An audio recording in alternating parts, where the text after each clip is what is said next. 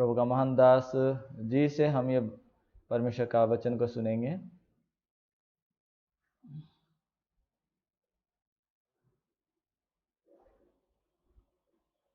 सबको जय मसीह की गुड मॉर्निंग।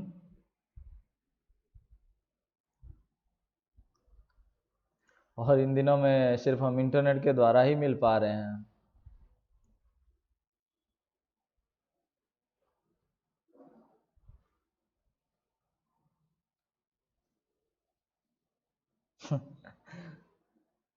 तो मैं जब यहाँ लोगों को मिलता हूँ मुझे ऐसा लगता है कि किसी अपार्टमेंट का खिड़की से यहाँ लोग आए हैं और मैं उनको देख पा रहा हूँ।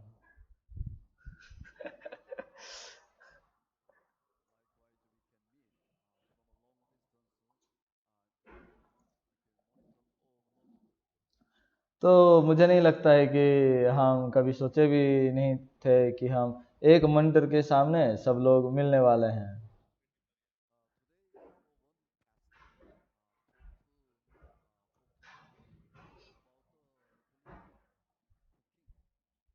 तो आज एक पास्टर हमें एक खाना बनाने के बारे में बात कर रहे थे। तो श्रीलंका में मिशनरी हैं।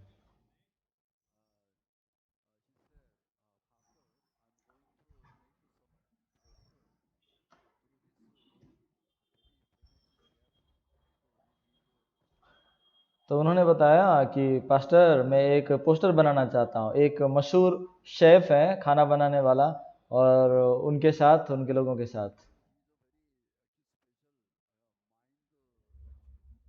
क्योंकि वो मशहूर माइंड लेक्चरर हैं, वो स्पेशलिस्ट हैं।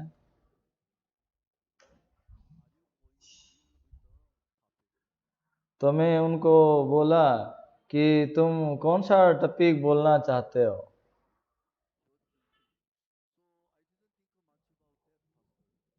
तो वो बोला पास्टर मैं इतना गहरे से सोचा नहीं था।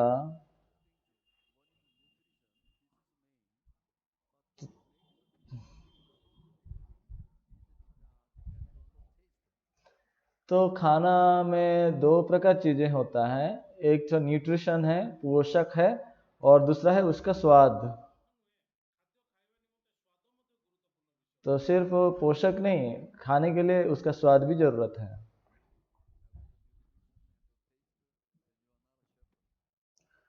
यदि हम अगर ये सोचते हैं कि कैसे खाना बनाना है, सिर्फ कैसे स्वाद बस होता है, तो आप अच्छा खाना बनाने वाले नहीं हैं।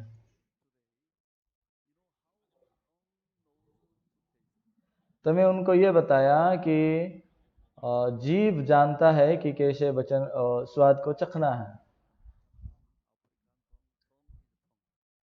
तो चाहे वो भारतीय जीभ हो, अफ्रीका जीभ हो, या कोई भी दूसरा जीव क्यों ना हो, जीव तो जीव ही है। मैं एक कोरियन हूँ। मान के चलिए कि मैं अगर केन्या में जन्म हुआ होता। केन्या में एक खाना है जिसका नाम उगाली है। उड़ीसा में आप उपमा बोलते हैं, उसके जैसा ही है। तो लेकिन उसमें वो क्या करते हैं, वो भुट्टा के जो पाउडर है उसको उसको मतलब वो भुट्टा का पाउडर से, कॉर्न पाउडर से वो बनाते हैं।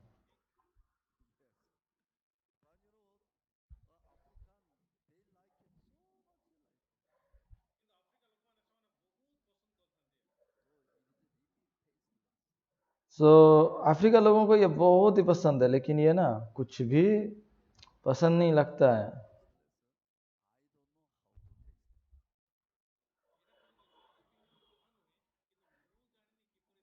तो ऐसी बात नहीं है कि वो उसका स्वाद नहीं है बोल के, लेकिन मुझे मालूम नहीं उसका स्वाद को कैसे चखना चाहिए। मैं भारत में 1997 में मैं पहली बार आया था। तो वहाँ कुछ भी नहीं था जिसको मैं सटीक रूप से खा पाया। तो हम ये भारतीय लोग कैसे खा पा रहे हैं।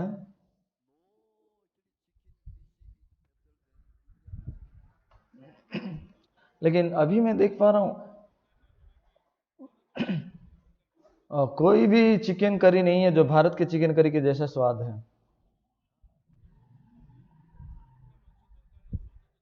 तो मैं चिकन करी का भारत में जो बनता है उसका स्वाद को मुझे अच्छे से मालूम है। जब वो मुझे मालूम नहीं था तो मुझे मालूम नहीं था, और जब मैं जान गया तब मैं जान गया। अगर हम नहीं जानते हैं तो हम इधर उधर बोल सकते हैं, तो जब हम जान जाएंगे उसके बाद हम कह नहीं सकते पहले के जैसा। वहां लोग हैं जो भारतीय चिकन करी का स्वाद को जानते हैं।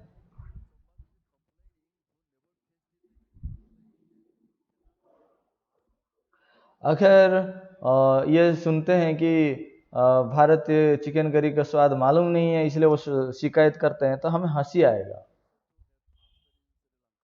इसलिए मैं आज वो श्रीलंका के पास्टर जी को मैंने कहा,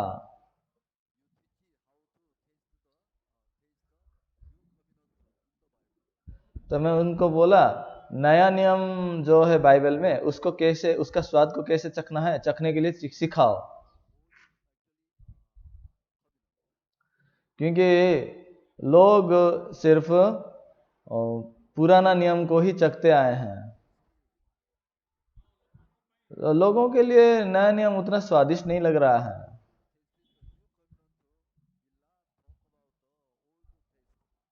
फिर जो लोग नया नियम का स्वाद को चख लिए हैं वो कभी पुराना नियम का स्वाद के बारे में कभी बात नहीं करने वाले हैं। आमीन कि नहीं? सही है।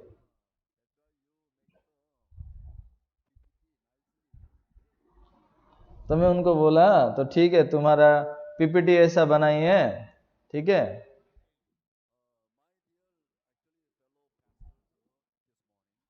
तो मेरे वो प्रिय पासवानों,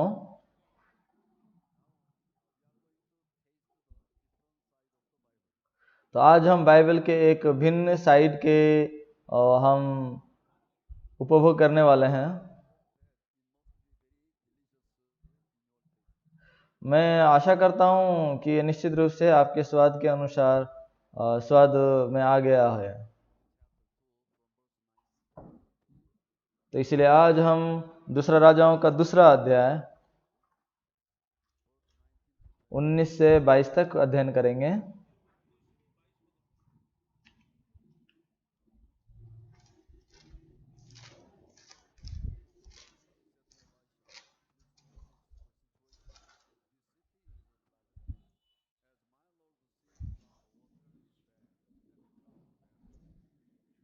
दूसरा राजाओं 2 अध्याय का 19 से 22 तक। उस नगर के निवासियों ने एलीशा से कहा, देख ये नगर मन भावने स्थान पर बसा है, जैसा मेरा प्रभु देखता है, परंतु पानी बुरा है और भूमि गर्भ गिराने वाली है।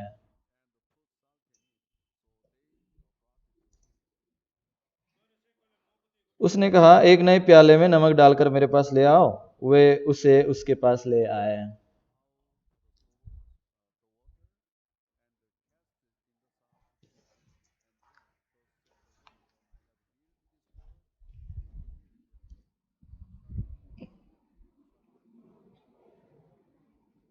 तब वो जल के सोते के पास निकल गया और उसमें नमक डालकर कहा, यहोवा यूं कहता है, मैं ये पानी ठीक कर देता हूं, जिससे वो फिर कभी मृत्यु या गर्भ गिरने का कारण ना होगा। एलीशा के इस वचन के अनुसार पानी ठीक हो गया और आज तक ऐसा ही है।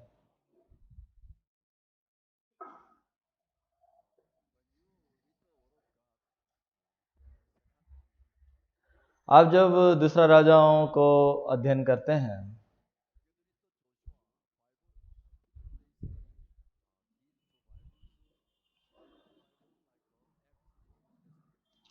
तो यहोशू का पुस्तक को मिलाकर इसी बाइबल के बारे में लोग क्या कहते हैं, ये प्रेरितों के कार्यों के साथ ये पुस्तक समान पुस्तक है।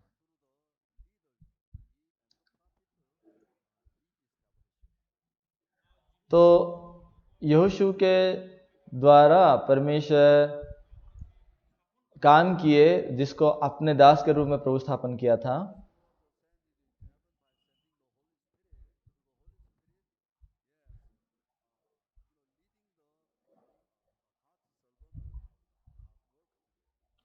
और नया नियम में प्रेरित पवित्र आत्मा को प्रेरित करके परमेश्वर जैसा अपने दास को अगुवाई किया, उसी प्रकार पुराना नियम में भी लोगों के द्वारा प्रभु काम किया था।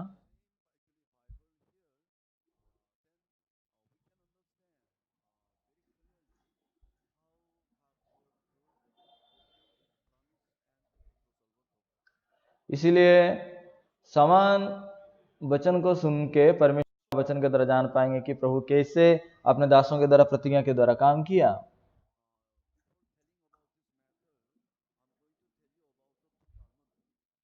तो इसलिए इस बातों को समझने के लिए मैं आपको दो वस्त्र के बारे में कहूंगा। भले और बुरे ज्ञान का फल खाने के बाद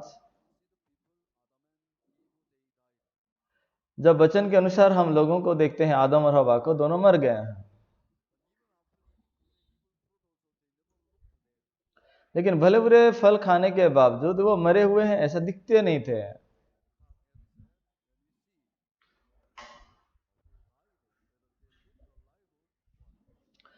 परंतु जैसा परमेश्वर ने कहा था उस प्रकार अगर हम देखेंगे तो ये लोग तो मर ही गए हैं, क्योंकि परमेश्वर ने कहा था।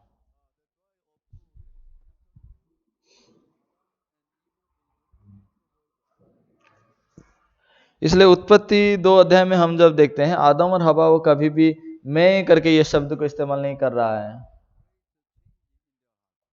और ये भले बुरे ज्ञान का फल खाने के बाद उनके बीच में एक बहुत बड़ा बदलाव आया था।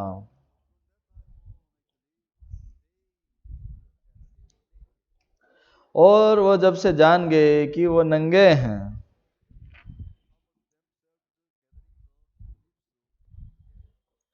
फिर उसके बाद वो लोग जैसा अंजीर का पत्ते को जोड़ जोड़ के लंगोट बना रहे हैं,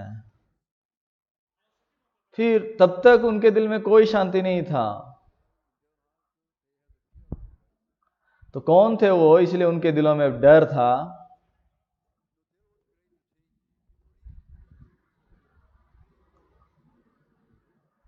उनके पास तो एक बहुत बड़ा बदलाव है। वो भले बुरे ज्ञान का फल खाने से पहले तो ऐसा डर कभी नहीं था।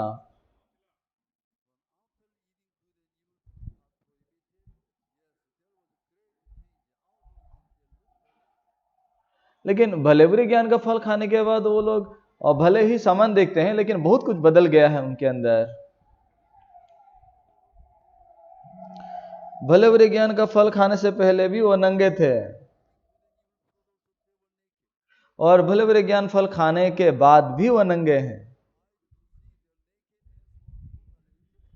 लेकिन उनका नंगापन को देखने का आंख ही अलग था।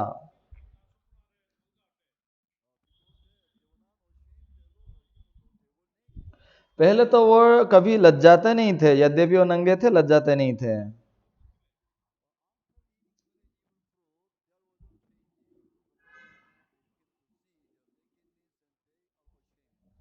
लेकिन वो भले बुरे ज्ञान का फल खाने के बाद उनके अंदर एक ऐसा बदलाव आ गया कि वो अपने नंगापन को देख के लज्जाने लगे।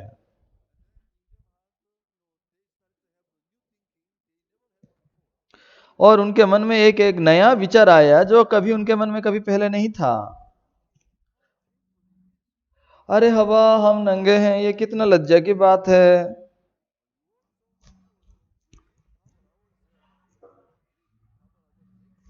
तू भी, मैं भी, हम अपने आप को नंगापन को ढांपना चाहिए।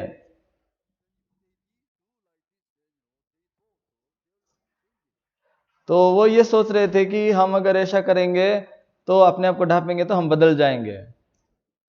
लेकिन उनका दिल में डर था।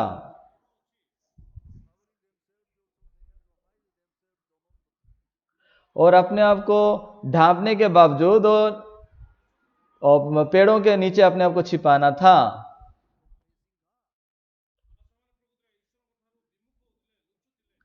तो वो लोग परमेश्वर से छिप रहे थे। परमेश्वर सृष्टिकारी हैं, परमेश्वर हमारे पिता हैं।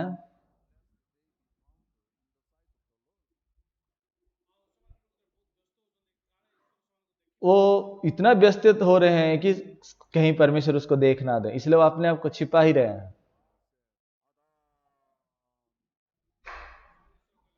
उस समय परमेश्वर बोला, आदम।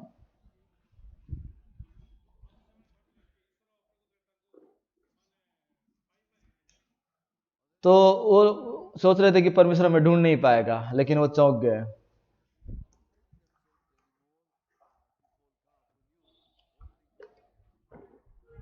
वे उस परमेश्वर से छिप नहीं पाए जो परमेश्वर उनके बारे में सब कुछ जानता था। हे हे प्रभु, मैं तो डर गया था, मैं नंगा था, इसलिए मैं अपने आप को छिपाया।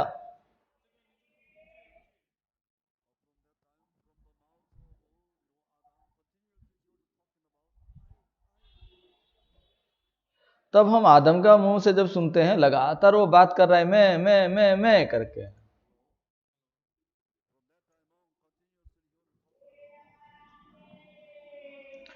तो लगातार आप वो बात कर रहा है कि आदम मैं करके बात कर रहा है।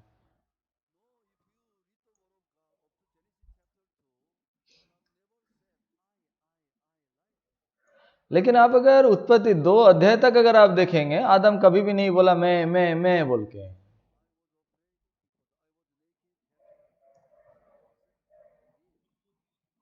तो मैं डर गया इसलिए मैं छिप गया, इस प्रकार करके अपने आप को छिपाया करके वो बता रहा है।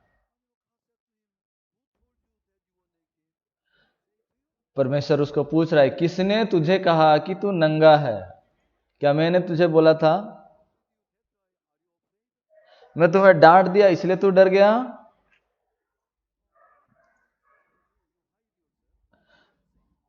तो मैं तुम्हें कब बताया कि तू छिप जा? मैं तुम्हें नहीं बताया।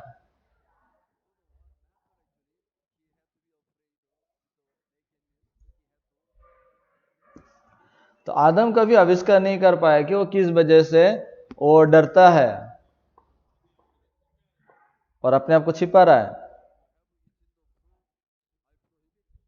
तो परमेश्वर उसको पूछ रहा है, कह रहा है, मैं जो फल खाने को मना किया था उसको तू खा रहा है ना, खाया है ना? तो परमेश्वर इस बात को जो प्रकाश कर दिया, उसी से आदम कभी भाग नहीं सका। इसलिए आदम क्या बोला?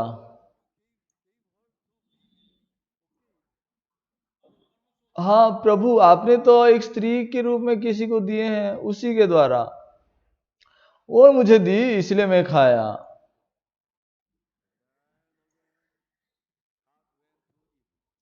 फिर परमेश्वर हवा के पास गए। मैं जो भले बुरे ज्ञान का फल खाने को मना किया था उसको खाया है तो? हाँ, सांप मुझे बहका दिया इसलिए मैंने खाया करके वो कह रहा है। तो फिर परमेश्वर उनको डांटना चाहिए था ना, क्यों तूने खाया, क्यों तूने पाप किया?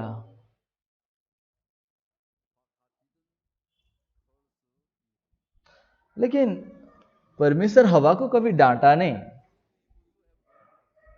परमेश्वर हवा को यह नहीं कहा कि तूने ये किया है। परमेश्वर ने हवा को कहा, तूने ये सब, सर्प से कहा तूने ये किया है, इसलिए सब बनेले पशुओं से तू अधिक श्रापित है।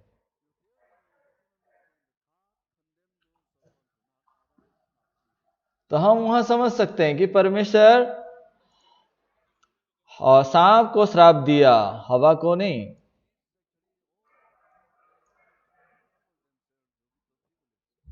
लेकिन इस बात को जाने बिना सब लोग अपने अंजीर के पत्ते से अपने आप को ढांप रहे थे।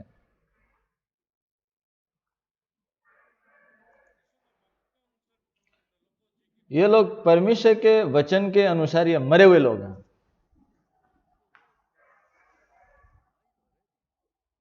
तो परमेश्वर का वचनों के अनुसार ये जो लोग सब मरे हुए लोग हैं।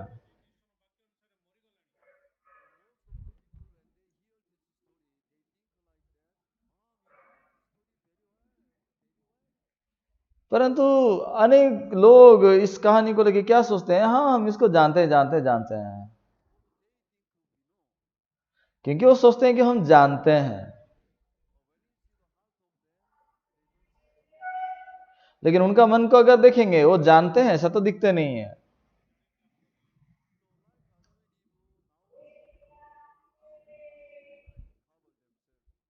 अभी अगर आप देखेंगे आदम और हवा की तरह लोग लगातार अपने आप को ढांपने की कोशिश में लगे हुए हैं।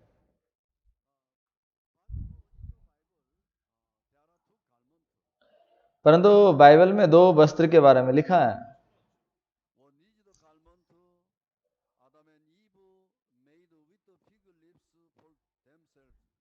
एक वस्त्र है जो आदम और हवा अपने आप के लिए वस्त्र बनाया था।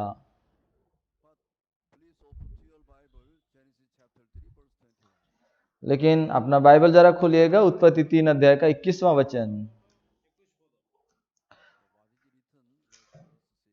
हम देखेंगे उत्पत्ति 3 का 21 में क्या लिखा है।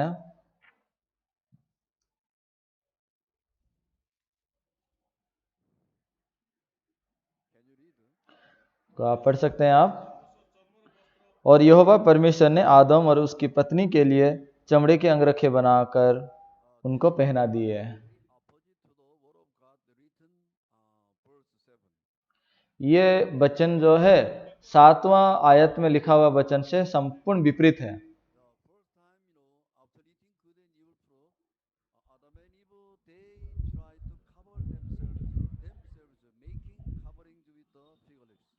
तो यहाँ भले भले ज्ञान का फल खाकर आदम हव्वा वो अंजीर का पत्ते जोड़ जोड़कर अपने लिए लंगोट बना लिए। लेकिन 21 पद में ये जो उनको ढांपने का वस्त्र या अंगरखा बदल गया।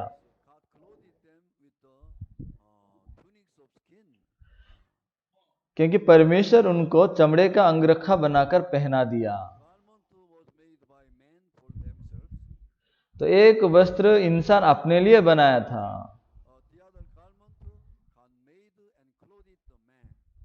लेकिन दूसरा वस्त्र ऐसा है जिसको परमेश्वर अपने खुद से तैयार करके उसको पहना दिए। तो ये दो जो वस्त्र हैं संपूर्ण विपरीत हैं। एक वस्त्र है इंसान के कामों से बना है, और दूसरा परमेश्वर के द्वारा इंसान के लिए बनाया हुआ है। आमेन। कौन सा वस्त्र बेहतर है?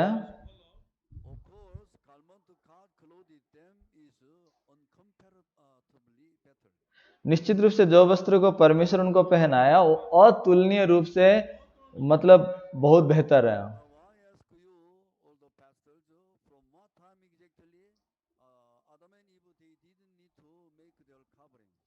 तो पास्टर लोगों, आपको मैं क्या पूछना चाहता हूं, कौन सा समय से आदम और हवा को अपने लिए और वस्त्र बनाने की जरूरत ना पड़ी?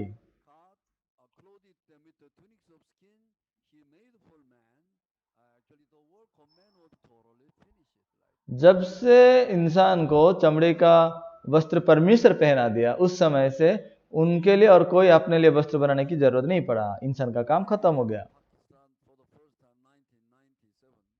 मैं 1997 में मैं पाकिस्तान पहली बार गया था। मैं एक कैमकोडर साथ में लेके गया था।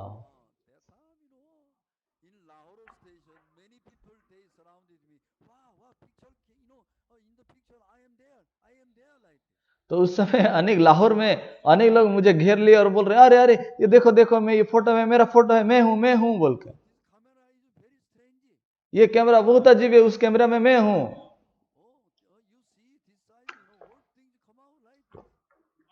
इधर देखो सब कुछ इसमें आ रहा है।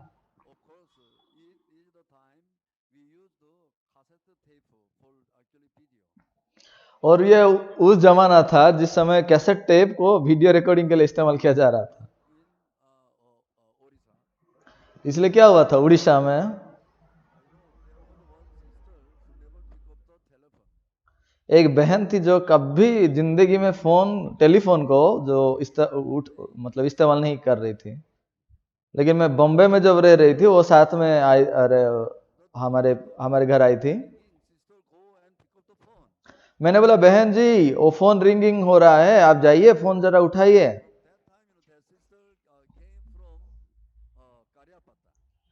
वो बहन एक कहीं खारियापड़ा के गांव से आई हुई थी। ये गांव पूरा कटहल की पेड़, आम की पेड़ों से घेरा हुआ है। मतलब एकदम घना जंगली गांव है।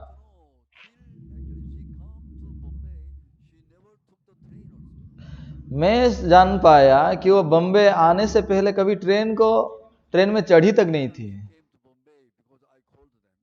मैं उनको बुलाया था, इसलिए वो पहली बार बम्बे आए थे।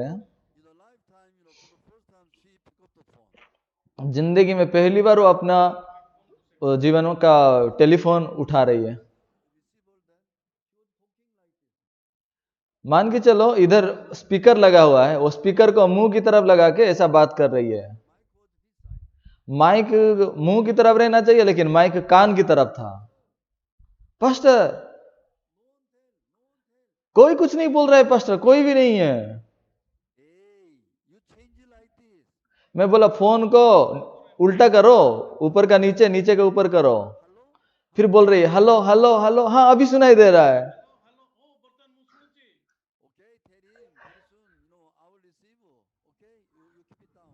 तो मैं बोला उनको बोलो मैं कुछ देर के बाद बात करूंगा, मैं फोन करूंगा बोल के। वो फोन को वो मशीन के ऊपर लगा दी। वो टेलीफोन सेट के ऊपर रख चुकी थी, इसलिए मैं जब उठाने के लिए गया हूं वो कट चुका है।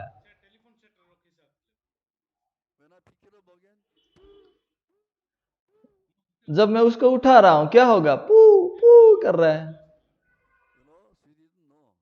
उसको मालूम नहीं था। ये फोन उठाना और बात करना बहुत आसान ना, लेकिन जब वो जानती तक नहीं थी तो वो कैसे इस्तेमाल करना है वो समझ ही नहीं पा रही थी। एक नोकिया का मोबाइल फोन आया, उसके बाद फोल्डिंग वाला फोन आया, अभी स्मार्टफोन आया है। समझ रहे हैं? मैं जब भुवनेश्वर स्टेशन पे गया था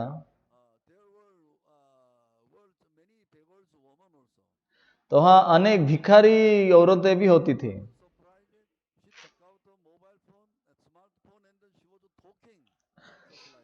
मैं देखा वो स्मार्टफोन उठा के बात कर रही है।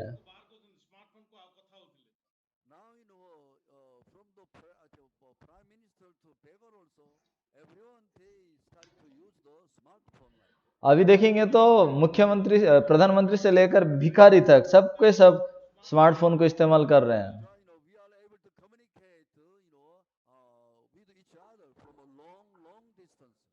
इसलिए हम दूर दूर से भी हम आपस में बातचीत कर पा रहे हैं।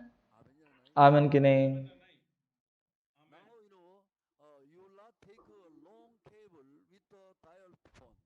आप वो डायल फोन और ये लंबा केबल को साथ में लेके जाने की जरूरत नहीं है। अभी इस प्रकार वो सिस्टम खत्म ही हो गया है। ये समान विषय है।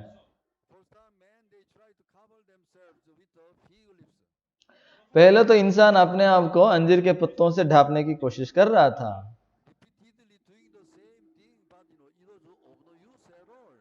लेकिन वो समान प्रकार की काम कर कर कुछ लाभ नहीं हो रहा था।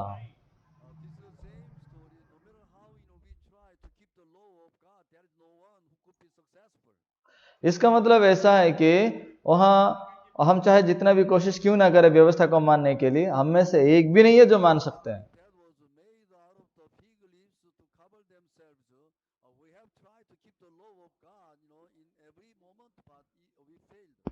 जैसा आदम हवा अंजीर के पत्ते को जोड़ जोड़ के लंगोट बना रहे थे, उसी प्रकार हमने भी 10 आज्ञा को, व्यवस्था को मानने की कोशिश कर करके असफल हो गए। लेकिन यीशु मसीह संसार को आने के बाद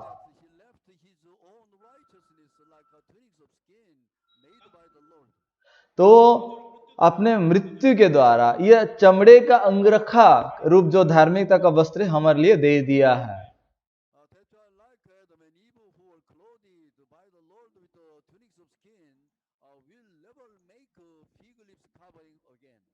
जैसा कि आदम हवा परमेश्वर का द्वारा चमड़े के वस्त्र के द्वारा ढांप दिए गए हैं, हम भी उसी प्रकार बन गए। इसीलिए हमें जरूरी नहीं है कि हम अभी अंजीर का वस्त्र को फिर बनाएंगे।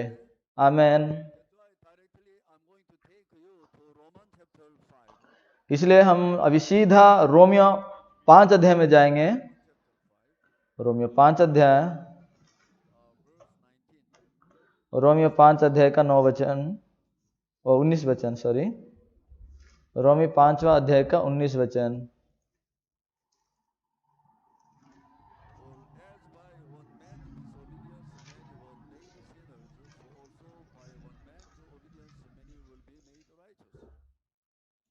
रोमी 5 का 19, क्योंकि जैसा एक मनुष्य की आज्ञा ना मानने से बहुत लोग पापी ठहरे, वैसे ही एक मनुष्य की आज्ञा मानने से बहुत लोग धर्मी ठहरेंगे। ये वचन को पढ़ के मैं सच में आश्चर्य हो गया।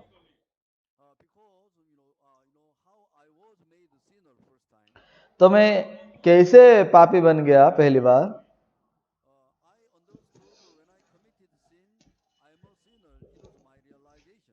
मैं समझ रहा था कि मैं जब पाप करता हूं तब मैं पापी हूं, लेकिन बाइबल में जब देखा तो यह संपूर्ण भिन्न था। क्योंकि बाइबल में एक समय है जिस समय में मैं पापी बन गया।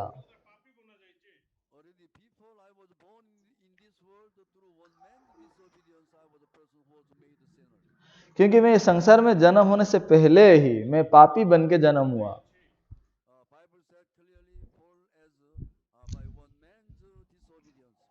जैसा यहाँ पे लिखा है कि क्योंकि एक मनुष्य की आज्ञा ना मानने से बहुत लोग पापी ठहरे।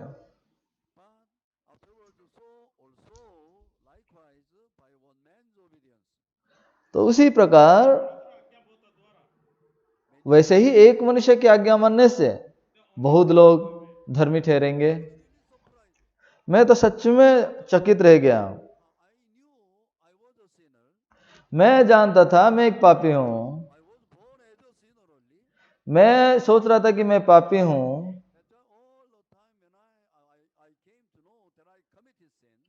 तो मैं जब जानने पाया कि मैं पाप किया हूं, मैं प्रतिदिन पाप को लेके मैं अंगीकार कर रहा था,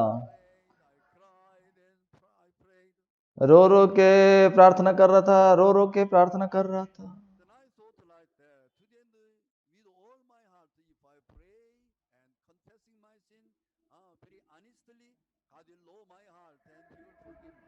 तो मैं सोच रहा था कि मैं अगर विश्वस्त रूप से अगर प्रार्थना करूंगा रो रो के, तो निश्चित रूप से परमेश्वर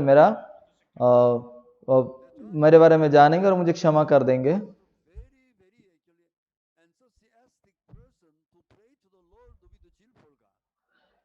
तो इसलिए मैं एक ऐसा व्यक्ति बन गया था जो कि परमेश्वर के प्रति बहुत धून रखता है, बहुत ज्यादा धून रखने वाले आदमी बन गया था मैं। एक उत्साही और धून रखने वाला आदमी था मैं। हे प्रभु, हे प्रभु, मैं इस प्रकार आदमी हूं। इस प्रकार मैं प्रार्थना कर रहा था। और मेरे चर्च में रोने के विषय में मैं 1 नंबर आदमी था, और मेरा आवाज भी बहुत ऊंचा था, और मैं लंबे समय के लिए प्रार्थना करने वाला आदमी था मैं। और मेरा आवाज ना बहुत, मतलब क्या बोलेंगे उसको, बहुत दुखद था, और बाइबल अध्ययन करने में भी नंबर 1 था। परंतु कोई भी नहीं था जो मुझे तुच्छ मान सकता था, क्योंकि आप देखिए हमेशा मैं बाइबल पढ़ता था।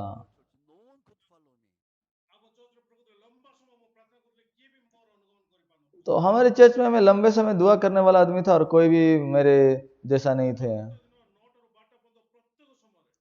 और 9 से 11 बजे तक हर रात को, 12 बजे तक। तो मैं कितना प्रार्थना कर रहा था कि मेरा जो पेन भी ना छेदा हो गया था घुटनों में। 10 मार्क्स भी हर बार देता था, और चर्च के लिए भी मैं बहुत कॉस्टली पियानो को मैं खरीद दिया था।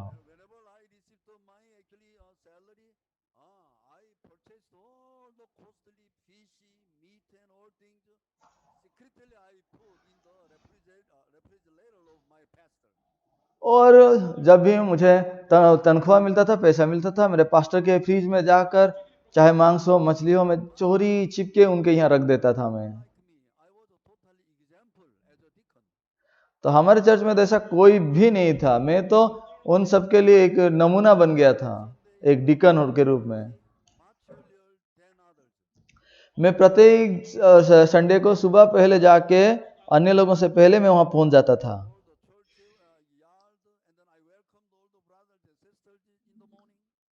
तो मैं वहां पे बाहर का झाड़ू लगाकर साफ सफाई करके लोगों को नमस्कार करके स्वागत करता था।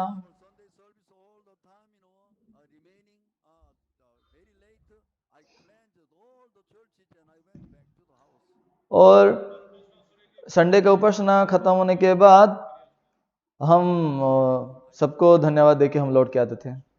लेकिन मुझे डाउट लगता था, क्या मेरा प्रार्थना प्रभु ने असलियत में सुना है या नहीं।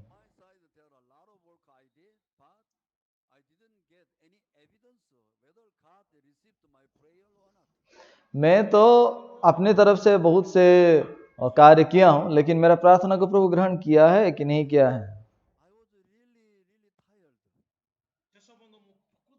तो मैं सच में थक गया था। हर दिन मेरा वस्त्र को बदल रहा था।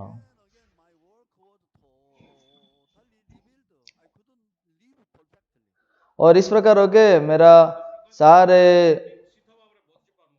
जीवन में बुराई प्रकट हो रहा था। बाइबल कहता है तुम लालच ना करो, लेकिन मैं पैसा कमाना चाहता हूं।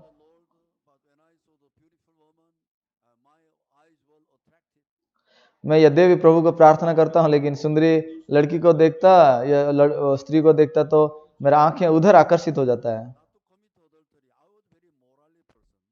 हाँ, ये मेरे लिए तो व्यभिचारी ना बनना असंभव था, क्यों बहुत नैतिक रूप से अच्छा दिखता था मैं। और व्यभिचारी ना बनना तो यह सच में अनहोना बन गया।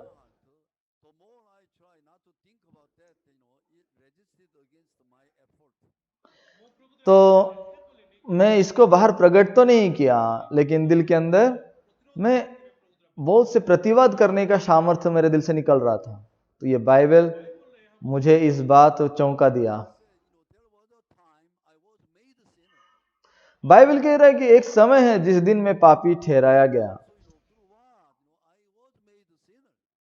और किस बात के द्वारा मैं पापी बन गया? एक इंसान के अनाज्ञाकारी के विषय के द्वारा, आदम। आमीन। पास्टर अगर आप आमीन बोल पा रहे हैं तो हाथ उठाएंगे।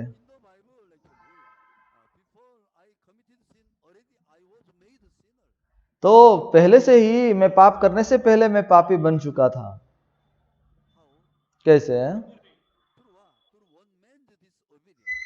एक इंसान की आज्ञा ना मानने के द्वारा।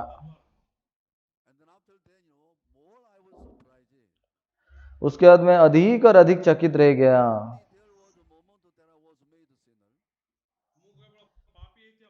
तो मैं सिर्फ पापी हूं ऐसा नहीं है, परंतु ये पापी से मैं धर्मी बनने की कोशिश भी करता रहा हूं। लेकिन जिस समय मैं धर्मी बन गया वो भी लिखा हुआ है।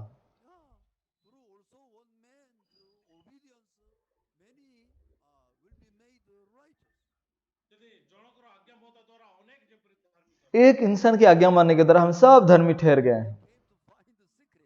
तो ये रोमी 5:19 में ये राज मुझे पता चला।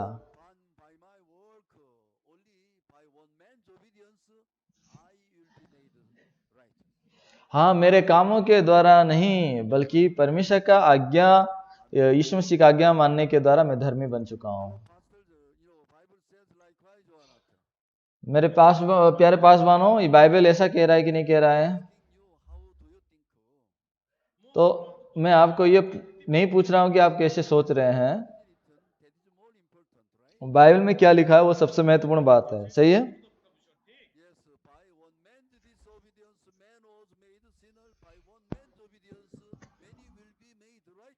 एक इंसान की आज्ञा ना मानने के द्वारा अनेक लोग पापी ठहरे, और एक इंसान की आज्ञा मानने के द्वारा अनेक लोग धर्मी ठहरेंगे। तो पापी बनना भी मेरे से कोई संपर्क नहीं था, और धर्मी बनना भी ये मेरे काम के बाहर था ये। आमेन, आमेन। इसलिए रोमियो 5:12 हम चलिए देखते हैं।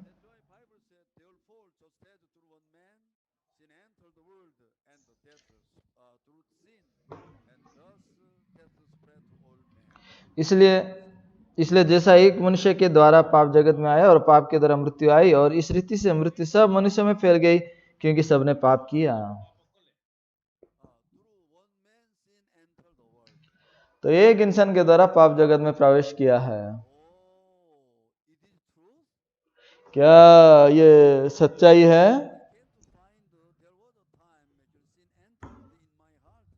तो मैं जान पाया कि एक समय है जहां पर मेरे दिल में पाप प्रवेश किया है।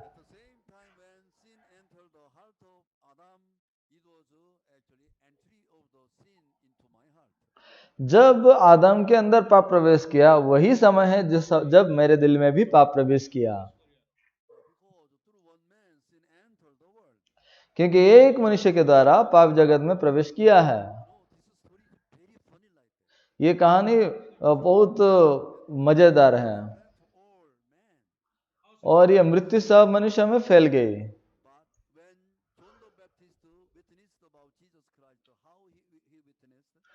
और बपतिस्मा यूहन्ना जब यीशु के बारे में गवाही दे रहा था, कैसे गवाही दे रहा था?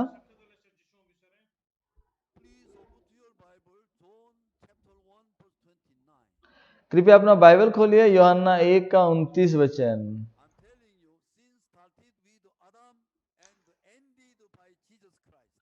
मैं कहना चाहता हूं, पाप आदम से शुरू हुआ, यीशु में खत्म हो गया।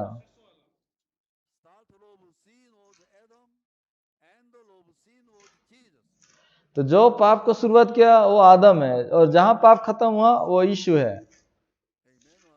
आमीन। आप विश्वास करें या ना करें, आपका मर्जी है।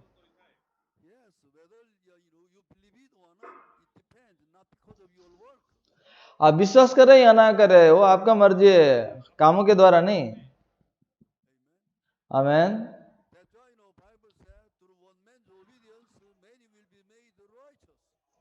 इसलिए बाइबल कह रहा है कि एक व्यक्ति का आज्ञा मानने के द्वारा अनेक लोग धर्मी ठहरेंगे। एक इंसान के द्वारा मनुष्य पापी ठहर गया।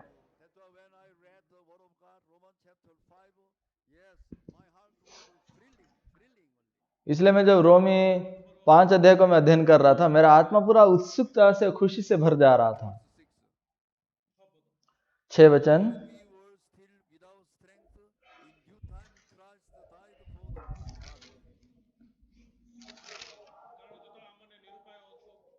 रोमी 5:6। जब हम पापी थे तब यीशु मसीह हमारे लिए मरा, और जब हम निर्बल थे उसी समय मर गया बोल के 6 कहता है। क्योंकि हमने शैतान के विरुद्ध शक्ति को खो दिए हैं। क्योंकि यीशु मसीह पापियों के लिए मर गया, तो इस अधर्मी को धर्मी बनाया जाना चाहिए कि नहीं? तो ये वो समान विश्वास है जो अब्राहम के पास भी था।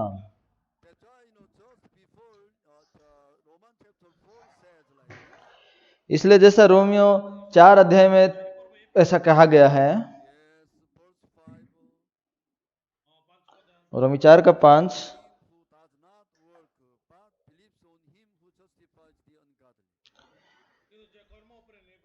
परंतु जो काम नहीं करता वरन भक्तिहीन के धर्मी ठहराने वाले पर विश्वास करता है,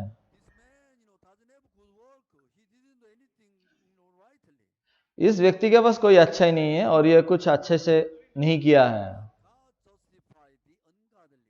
परंतु परमेश्वर इस प्रकार अधर्मी को धर्मी करके ठहराया है। यह अब्राहम का विश्वास है। जब अब्राहम अविश्वासी था,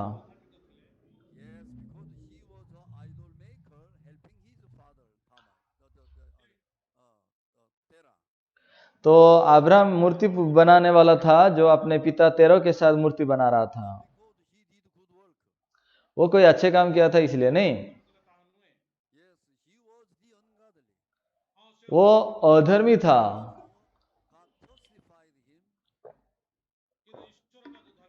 परंतु यीशु उसे धर्मी बनाया। इसलिए बाइबल कह रहा है कि उसका विश्वास धर्मी के रूप में गिना गया, धार्मिकता के लिए गिना गया। आमीन। वो कैसे धर्मी बनाया गया? यीशु मसीह अधर्मी को जो धर्मी ठहराता है उस परमेश्वर के द्वारा।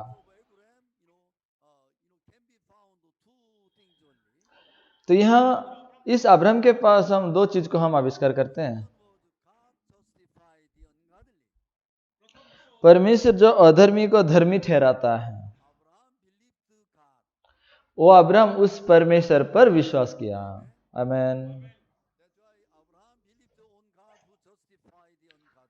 तो अब्राहम उस अधर्मी भी था, परंतु अधर्मी को धर्मी बनाने वाले प्रभु को विश्वास किया, और उसका विश्वास धार्मिकता के रूप में गिना गया, उसके काम के कारण नहीं।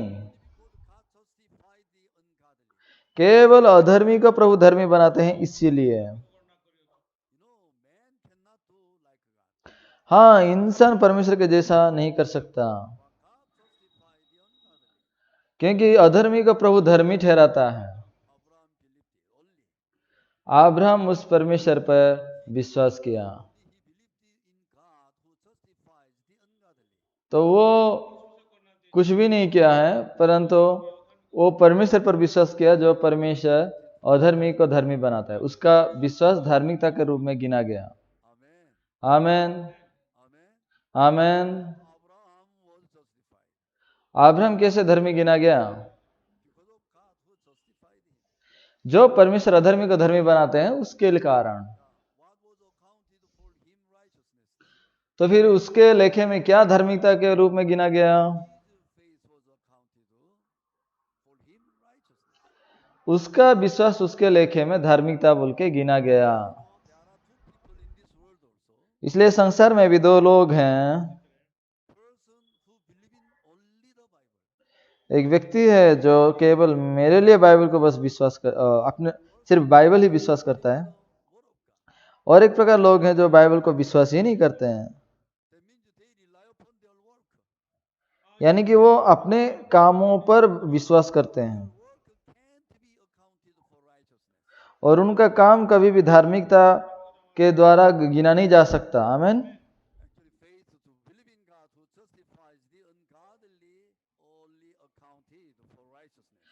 परंतु जो परमेश्वर को विश्वास करने का विश्वास है, वो विश्वास के द्वारा इंसान धर्मी गिना जाता है। आमीन।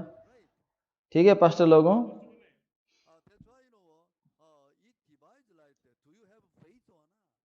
तो ये इस प्रकार विभाजित होता है कि आपके पास वो विश्वास है या नहीं है। आप परमेश्वर का वचन में ऐसा कोई काम को जोड़िए मत। इसलिए रोमी 5 का 8 वचन में,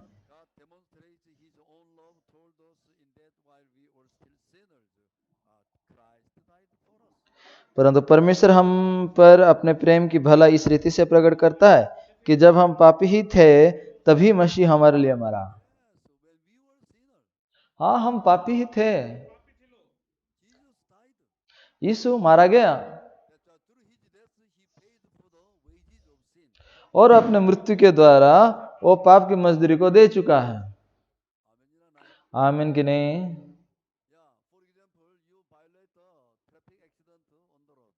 मान के चलिए आप अगर ट्रैफिक एक्सीडेंट करके आप नियम को तोड़ दिए हैं, आपने ट्रैफिक नियम को तो आपने तोड़ दिया,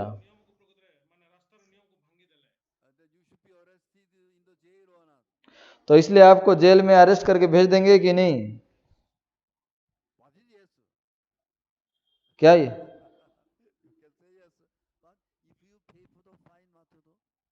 हाँ, आप हाँ कह सकते हैं, लेकिन अगर फाइन दे देंगे तो? फाइन देने के बाद भी आप अपराधी हैं क्या?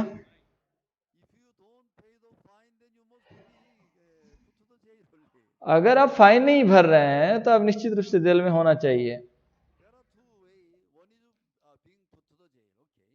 तो हाँ, दो मार्ग है, आप जेल में डाले जाओ और दूसरा है आपको फाइन भरना है। ठीक है,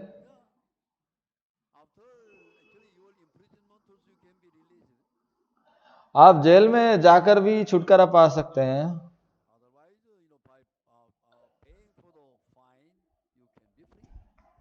या फिर अपना फाइन भर के भी आप स्वतंत्र हो सकते हैं।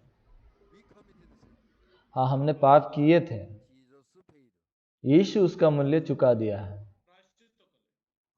आमीन। हमने पाप किया है,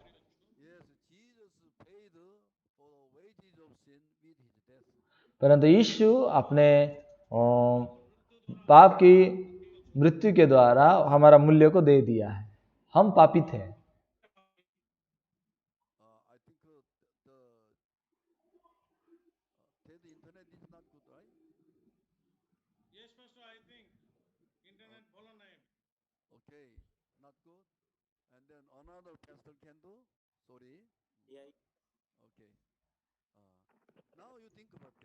तो आप इसके बारे में सोचिए,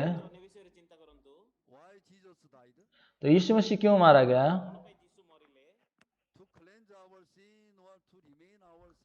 हमारा पापों को धोने के लिए या हमारा पापों को छोड़ने के लिए? निश्चित रूप से हमारा पापों को धोने के लिए ही है ना।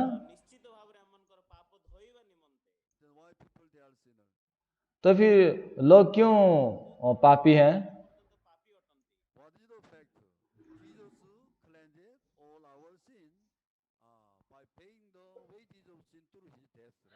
सच्चाई क्या है? यीशु मसीह हमारे पापों को धोने के लिए अपना लहू को दे दिया है, सही है।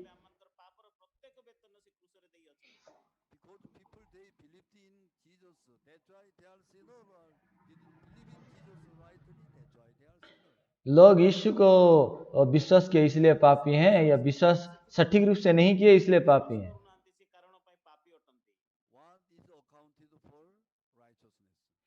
क्या धार्मिकता के रूप में गिना गया है?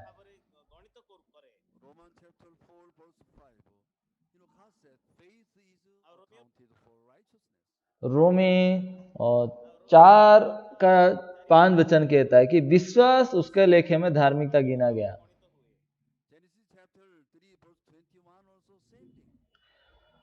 उत्पत्ति 3:21 भी समान है। परमेश्वर चमड़े का अंगरखा वो बना दिए। परमेश्वर आदम और हवा को पहना दिए।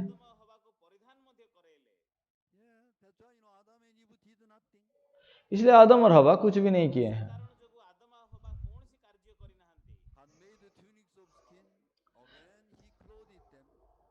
परमेश्वर चमड़े का अंगरखा बनाए और उनको पहना है। किसके काम के द्वारा आदम और हवा बदल गए?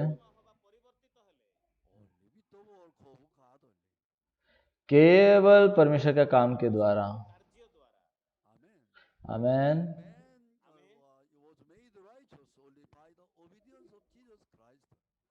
इसलिए इंसान केवल धार्मिक बन गया केवल परमेश्वर का कामों के द्वारा। इसलिए रोमी 5:10 कहता है,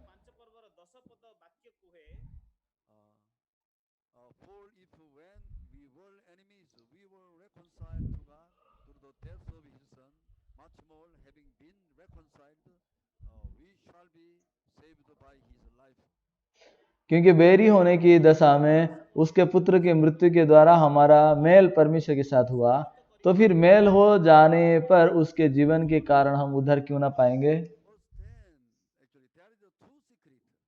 तो यहाँ पे 2 रहस्य है।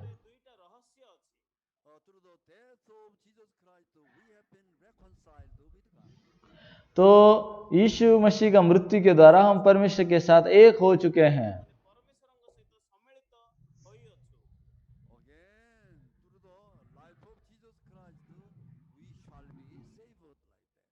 फिर यीशु के द्वारा ही हम भी उद्धार पाएंगे बोल के लिखा है।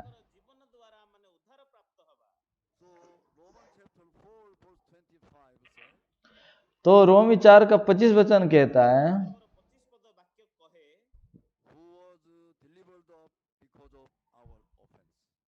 वो हमारे अपराधों के लिए पकड़वाया गया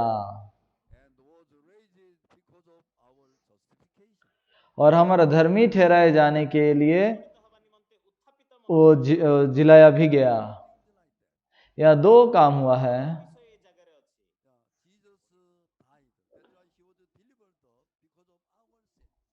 यीशु मर गया, हमारे लिए वो पकड़वाया गया क्योंकि हमारा पाप था, हमारे पाप के कारण।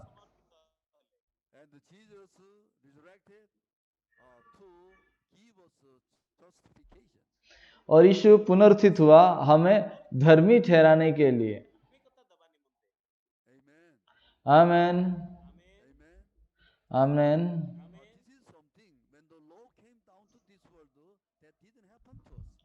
तो ये कुछ ऐसी बात है, जब व्यवस्था आया जगत में तो वो हमारे प्रति कभी नहीं हुआ है। आमीन।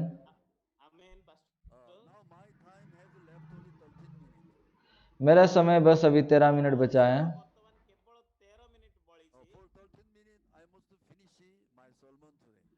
13 मिनट के अंदर मेरा सर्मन को मैं खत्म करने वाला हूँ।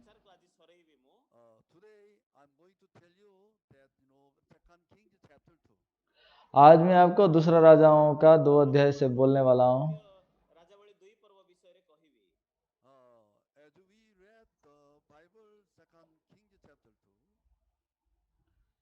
तो जैसा आज हमने दूसरा राजाओं का 2 अध्याय अध्ययन किए थे,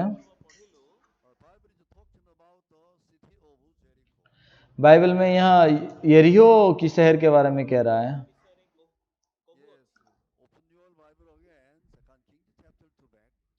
आप अपना बाइबल जरा लौट के खोलिए, दूसरा राजाओं 2 अध्याय।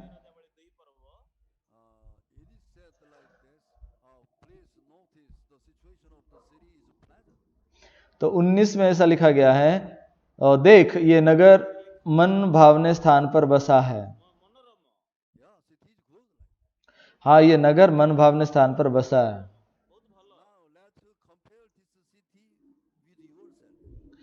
तो चलिए इस जीवन को, ये शहर को अपने जीवन के साथ तुलना करेंगे।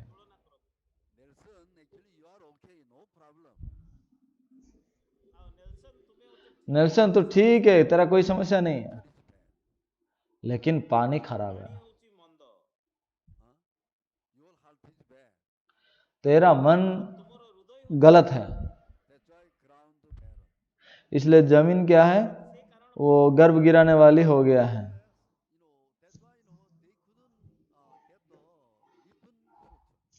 इसलिए उनको पका हुआ फल नहीं मिल पा रहा था। वो अच्छा फल खाना चाहते हैं,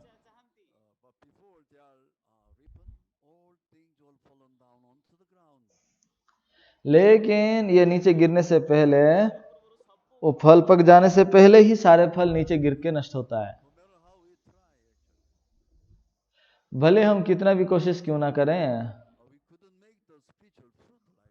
हम आत्मिक फल को नहीं बना सके।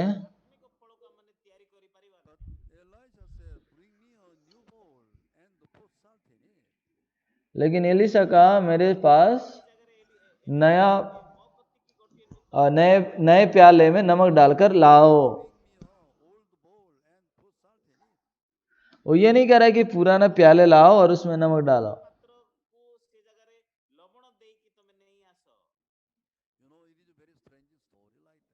वास्तव में यह बहुत अजीब कहानी है।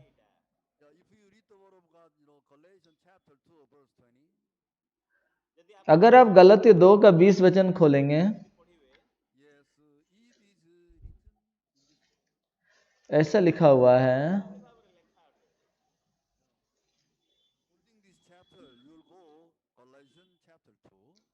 आप इस वचन को पकड़े रहिए और गलातिया 2 अध्याय में आप जाएंगे, 20 वचन।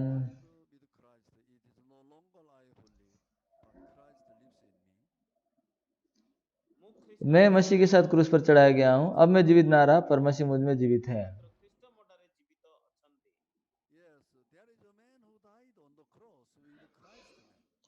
यानी कि क्रूस पे और कोई तो है जो मसीह के साथ क्रूस पे मर गया। ये एक मनुष्य कौन है जानते हैं?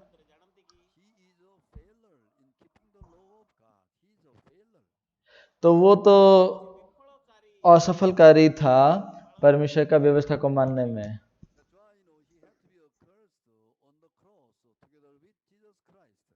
इसलिए ये यीशु के साथ क्रूस पे क्रूसार्पित होने की जरूरत था।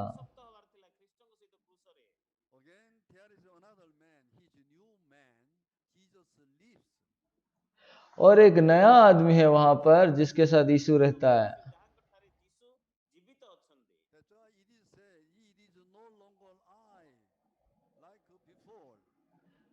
तो इसलिए वो ये कह रहा है कि वो मैं नहीं हूं।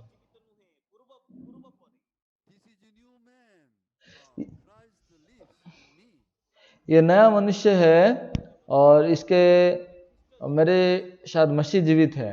आमीन।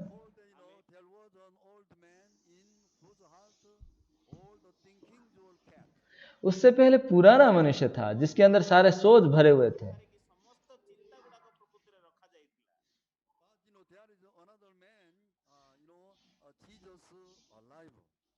तो वहां और एक में व्यक्ति है जहां यीशु जिंदा है।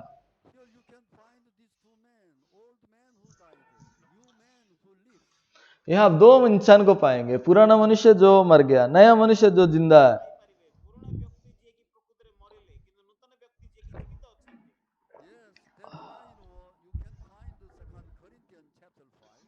इसलिए दूसरा कोरिन्थियों 5 अध्याय में इसका आविष्कार करेंगे।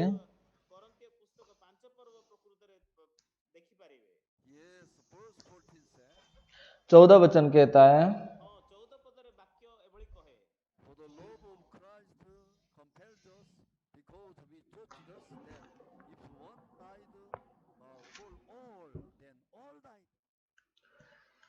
क्योंकि मसीह का प्रेम हमें विवश कर देता है, इसलिए कि ये हम समझते हैं कि जब एक सबके लिए मरा तो सब मर गए।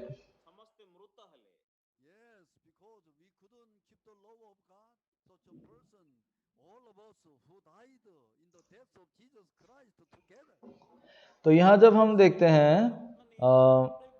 ऐसा एक व्यक्ति हम बने थे जो कोई व्यवस्था को मान नहीं सकते थे, इसीलिए इस प्रकार व्यक्ति को क्रूस पे परमेश्वर मार दिए हैं।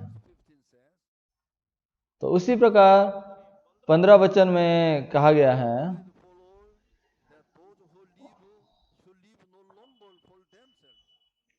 और वो इस निमित्त सबके लिए मरा कि जो जीवित है वह आगे को अपने लिए ना जिए, परंतु उसके लिए जो उनके लिए मर गया और फिर जी उठा।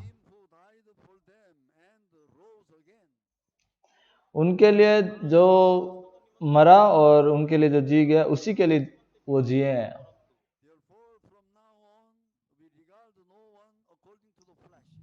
इसलिए हम अभी से शरीर के अनुसार हम किसी को नहीं समझते हैं।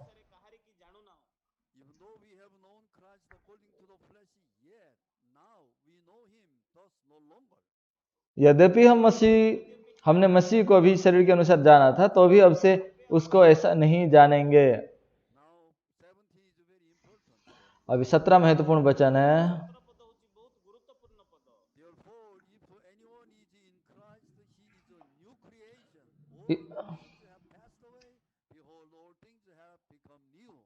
इसलिए यदि कोई मसीह में है तो वह नई सृष्टि है, पुरानी बातें बीत गई है, देखो सब बातें नई हो गई है।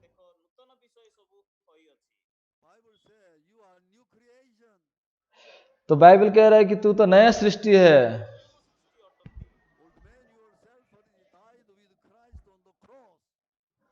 तुम्हारा पुराना मनुष्य क्रूस पे तो खत्म हो गया है, मर गया है।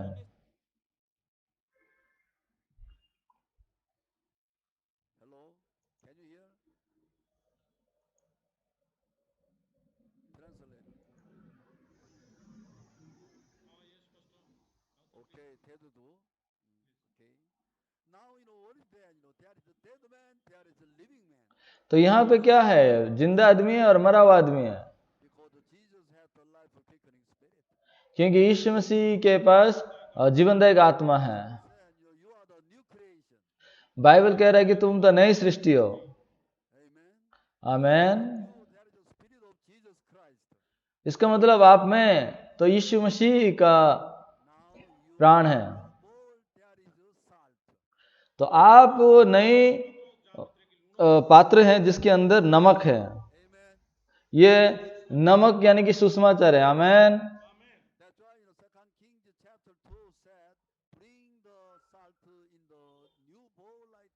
इसलिए दूसरा राजाओं का 2 अध्याय में क्या कहा गया है? तुम नए प्याले में नमक लेकर आओ।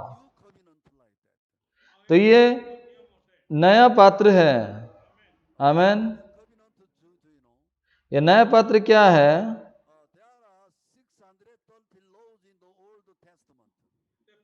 तो पुराना नियम में 613 व्यवस्थाएं। तो ये इंसान को दिया हुआ है, लेकिन उसे कोई मान नहीं सकता। इसलिए ये 613 नियम को पालन करने के लिए यीशु हमारे बदले में आया। तो वो हमारे लिए वो व्यवस्था को माना है जिसे हमने नहीं मान सका। इसीलिए मत्ती 5:17 में यीशु मसीह ने यह कहा था, यह मत सोचो कि मैंने व्यवस्था या भविष्यवाणियों को खत्म करने आया हूं, लोप करने आया हूं। लोप करने नहीं, परंतु पूरा करने आया हूं। वो अपने मृत्यु के द्वारा उसको पूरा करता है। इसलिए परमेश्वर का व्यवस्था खत्म हो चुका है। हम असफल व्यक्ति हैं, लेकिन यीशु मसीह सफलता है। आमीन। उसके बाद वो एक नया वाचा स्थापन करता है। नया वाचा स्थापन करता है। ये नई वाचा क्या है? आप ये बाइबल जरा देखिए, यिर्मयाह 31 अध्याय। बाइबल जरा खोलेंगे, यिर्मयाह 31 अध्याय। यिर्मयाह 31 का 31 वचन। यिर्मयाह 31 का 31।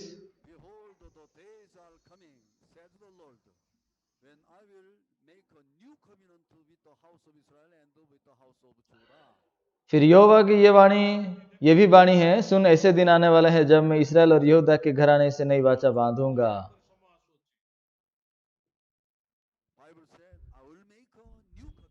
बाइबल कह रहा है कि मैं नई वाचा बांधूंगा।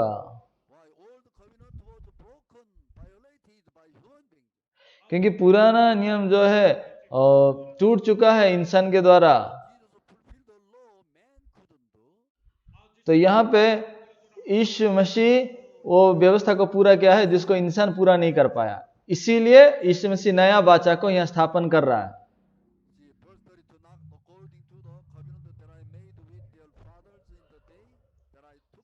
32 वचन।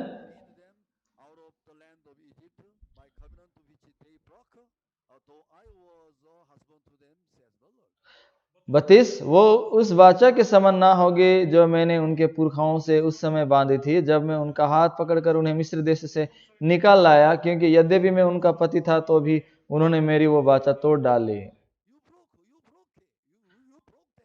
हाँ, तुमने वो वाचा को तोड़ डाली, तुमने वो वाचा को तोड़ डाली है, तुमने पाप किया है। लेकिन 33 वचन, लेकिन 33 में लिखा है परंतु। यह शब्द मुझे बहुत पसंद है। परंतु, लेकिन, किंतु, बट। आमीन। लेकिन, परंतु, किंतु।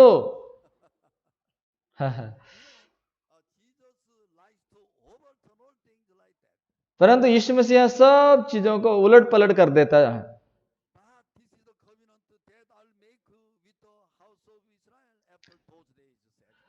और यहोवा परमेश्वर कहते हैं यहाँ पे, परंतु जो वाचा मैं उन दिनों के बाद इस्राएल के घराने से बांधूंगा वो ये है।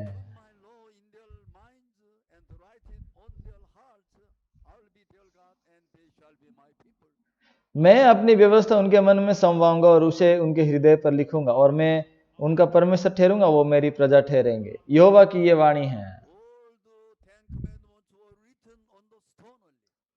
ये सारे 10 आज्ञा जो है वो पत्थर के पट्टियों में लिखा हुआ था,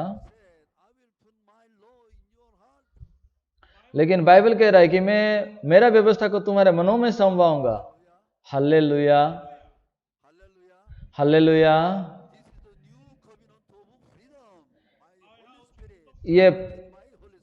ये पवित्र आत्मा के द्वारा लिखा हुआ परमेश्वर का नई वाचा है। तो ये नई वाचा का विषय क्या है? 34 में लिखा है,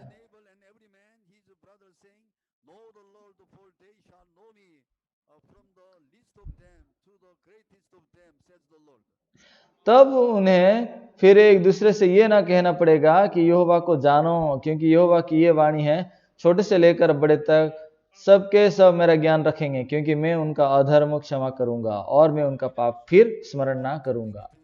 ये दो बात क्या है? क्योंकि मैं उनका पापों को क्षमा करूंगा, अधर्म को क्षमा करूंगा। यहां आपका पापों की क्षमा है। फिर दूसरा है, मैं फिर स्मरण ना करूंगा।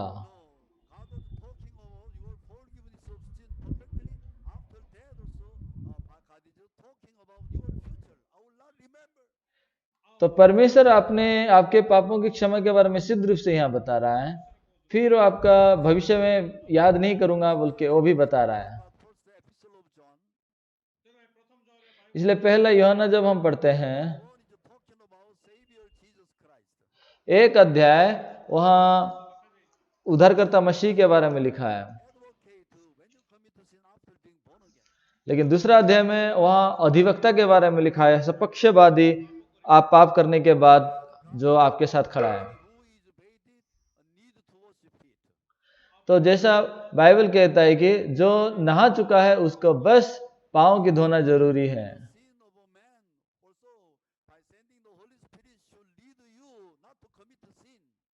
तो यीशु मसीह जो कि हमारा पापों को धो दिया है, उसी को ही पवित्र आत्मा के द्वारा आपको चलाने की जरूरत है। तो जब आप गलती करेंगे भी, फिर भी यीशु आपके लिए वकील है।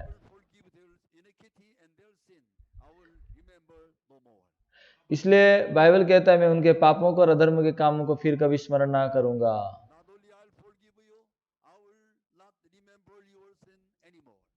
मैं सिर्फ क्षमा दूंगा, उतना ही नहीं, बल्कि तुम्हारे पापों को और अधर्म के कामों को फिर कभी स्मरण ना करूंगा।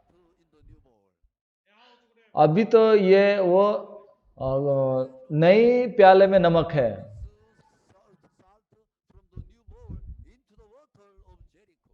फिर ये नए प्याले का नमक को लेके यरीहो के पानी में फेंक दिया गया।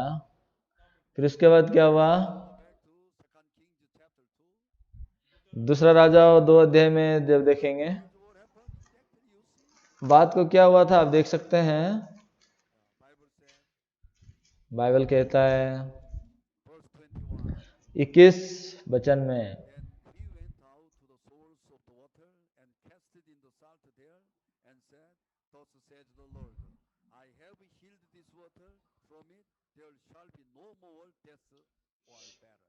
तब वो जल के सोते के पास निकल गया और उसमें नमक डालकर कहा, यहोवा यूं कहता है, मैं ये पानी ठीक कर देता हूं, जिससे वो फिर कभी मृत्यु या गर्भ गिरने का कारण ना होगा।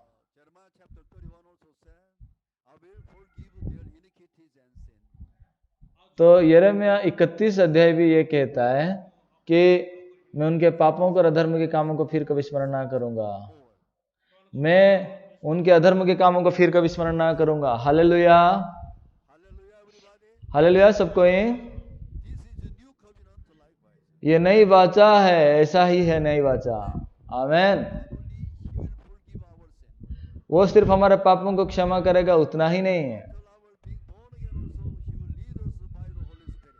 हम पुनर्जन्म होने के बाद भी हमें पवित्र आत्मा के द्वारा वो चलाता है। पहले हम शैतान के द्वारा, सोच के द्वारा हम चलाए गए थे।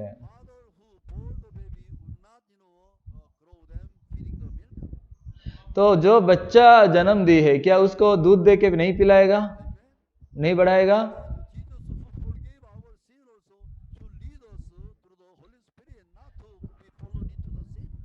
तो यीशु मसीह भी जो हमें जन्म दिया है, पापों से छुटकारा दिया है, वो पवित्र आत्मा के द्वारा हमें चलाएगा। आमीन कि नहीं?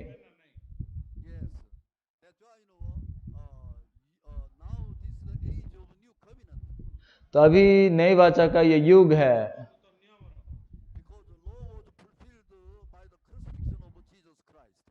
क्योंकि परमेश्वर का वचन यीशु का क्रूसार्पण के द्वारा पूरा हुआ है।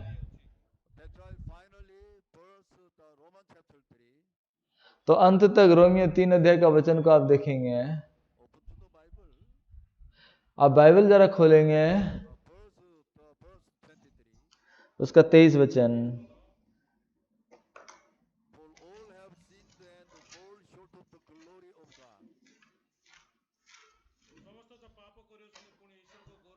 इसलिए कि सबने पाप किए हैं और परमेश्वर की महिमा से रहित हैं। ये तो हमने किया है।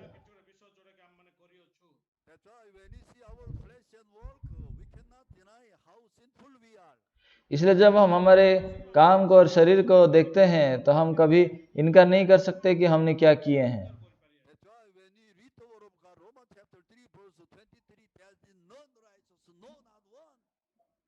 इसलिए रोमियो 3 का 23 वचन जब हम पढ़ते हैं तो वो कोई भी धर्मी नहीं है, वहां पे कोई धर्मी नहीं, एक भी नहीं है, कोई भी प्रभु के दृष्टि में ठीक नहीं है, लेकिन केवल यीशु मसीह के द्वारा केवल 24 वचन है।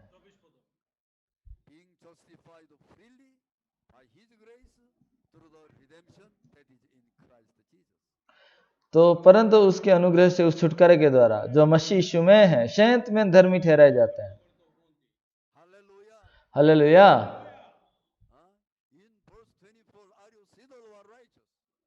तो 23 वचन में आप पापी हैं, धर्मी हैं? निश्चित रूप से 23 में हम पापी हैं,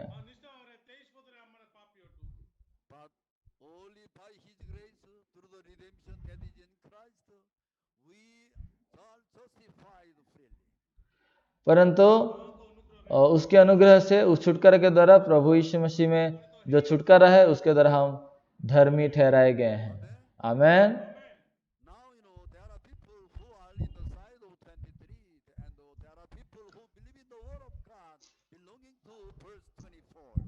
तो यहाँ लोग हैं जो 23 वचन के पास हैं, और कुछ लोग हैं जो लोग की 24 में हैं, वचन को विश्वास करके 24 में है।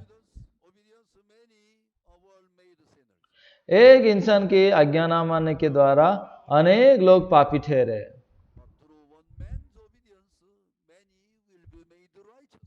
लेकिन एक इंसान के आज्ञा मानने के द्वारा अनेक लोग धर्मी ठहर जाएंगे। आमीन। हालेलुया।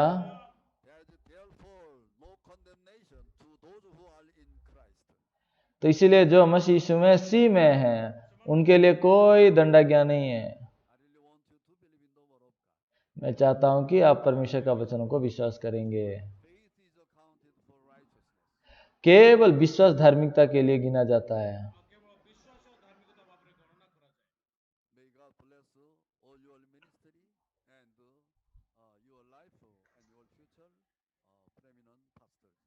सारे आदरणीय पासवानों को और आपका मिनिस्ट्री को प्रभु आशीष दे, आपका जीवन, आपका परिवार को भी प्रभु आशीष दे।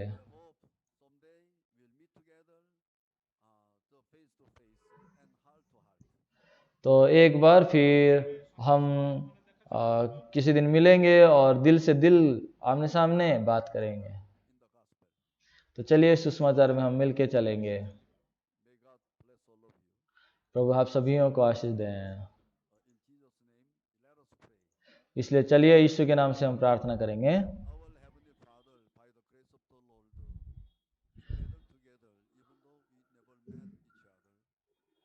हमारे मूल्यवान स्वर्गीय पिता, हम जब आपस में मिल नहीं पा रहे हैं फिर भी हम मिल पा रहे हैं,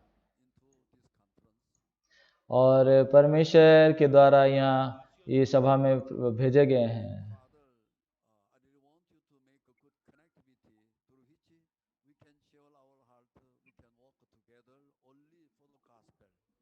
सगे पिता, हमारा मन को जोड़ के हम एक बनाकर हम साथ में सुसमाचार में हम चल सकें और परमेश्वर के लिए एक होके जीने पाए।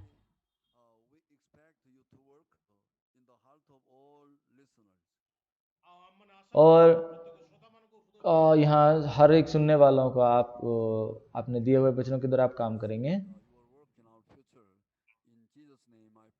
और आपका हमारे भविष्य में काम करने का आशा से यीशु मसीह के नाम से हम प्रार्थना करते हैं, आमीन। धन्यवाद सारे पासवानों। और माफ़ी चाहता हूँ, मैं व्यक्तिगत रूप से किसी को नमस्कार नहीं बता पाया।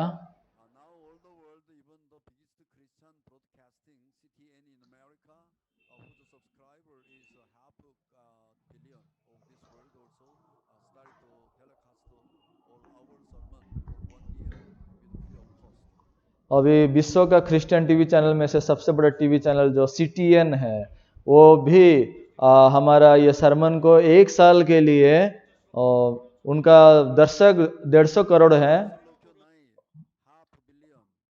150 करोड़।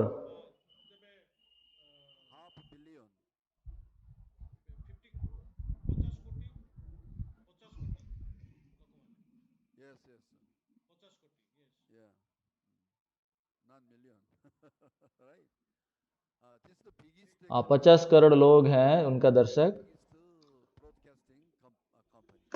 तो ये बहुत बड़ा विश्व का बड़ा कंपनी है, वो फ्री में सरमन को ब्रॉडकास्ट करेंगे। और पुर्तगाल का एक कंपनी है और एनलेस करके, वो भी 1 साल के लिए वो ब्रॉडकास्टिंग करेंगे। उनके भी 27 करोड़ लोग हैं, 27 करोड़ उनके सब्सक्राइबर हैं।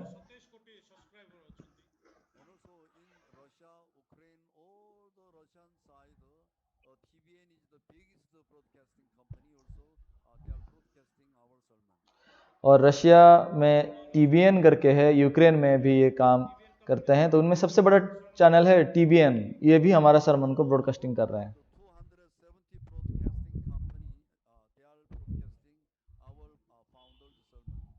तो विश्व भर में 270 चैनल हैं, वो हमारे कंपनी, वो 270 कंपनी, टीवी चैनल कंपनी 270 से भी ज़्यादा होंगे, ये हमारे CLF के फाउंडर के सरमन को ब्रॉडकास्टिंग कर रहे हैं। ये बहुत आश्चर्य कहानी है।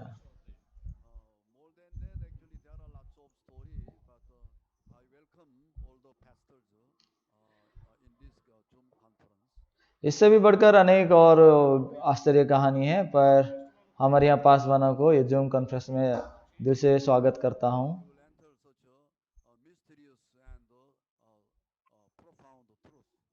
और मैं आशा करता हूँ इस प्रकार रहस्यमय और गहरी सत्य के अंदर आप भी प्रवेश करेंगे।